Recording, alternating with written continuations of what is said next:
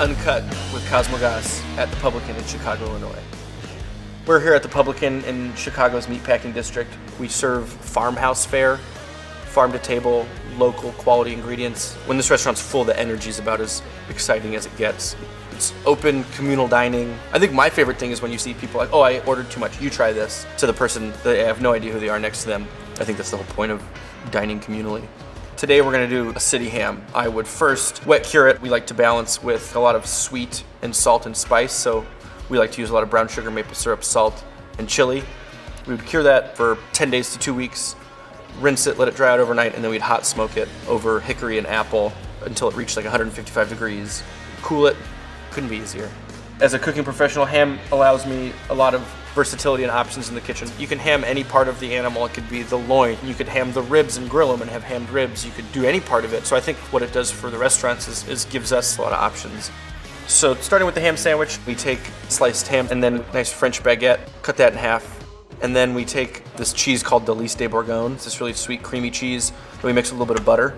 That goes on one side, strawberry jam on the other, some delicious sliced city ham, and then arugula with a little bit of lemon juice and olive oil on top. The richness of the butter and the cheese and the sweetness of the jam balance the saltiness of the ham. Go for it. So for the charred ham steak dish that we're doing, we're using spiral cut city ham.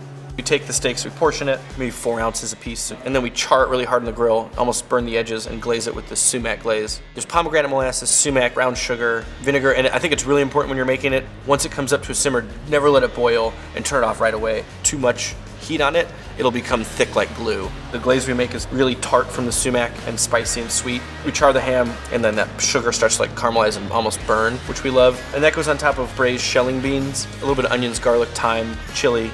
Sweat that out, take cranberry beans, and we braise them with a little bit of pork stock.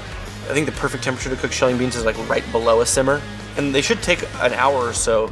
Shelling beans in themselves are kind of rich and creamy, so that adds to the richness of the pork.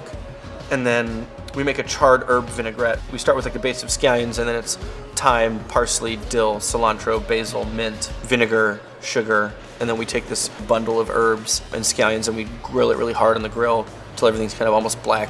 Put a little bit of the vinaigrette on top, and then what we like to call Publican microgreens, which is a mixture of dill, parsley, and cilantro. So the city ham in hay that we make, we're using the knuckle. It's actually pretty tender to just cook on its own. We cured it in basically a holiday ham brine that goes for 5 days. Take it off cure, let it dry, and then we smoke it, and then we actually cook it in hay. So there's like this old English way to keep ham moist. They would actually cook it in hay in like a Dutch oven or a cast iron pot, and that would ideally keep moisture into the meat. And it also imparts a little bit of flavor, so we do that. What's next is I think pork and fruit are like besties. We just found really amazing plums or peaches would work. Plums are sweet, pork is sweet and salty. To cut it, we add some bitter greens, dandelion greens. On their own, they can be a little bit intense, but with plums and pork, it's a really great balance of flavor. And then I became obsessed with poppy seeds. Dill was 2016, I think poppy seeds are 2017. I know. So we dress the pork with a little bit of like really savory poppy seed vinaigrette. I think this is really bright and acidic and balances the kind of rich saltiness of the ham.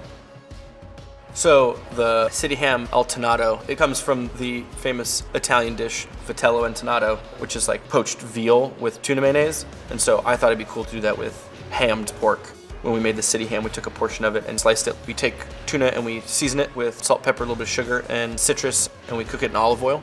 We take that oil and some of that tuna and make a mayonnaise with egg yolk, lemon juice, and grapeseed oil.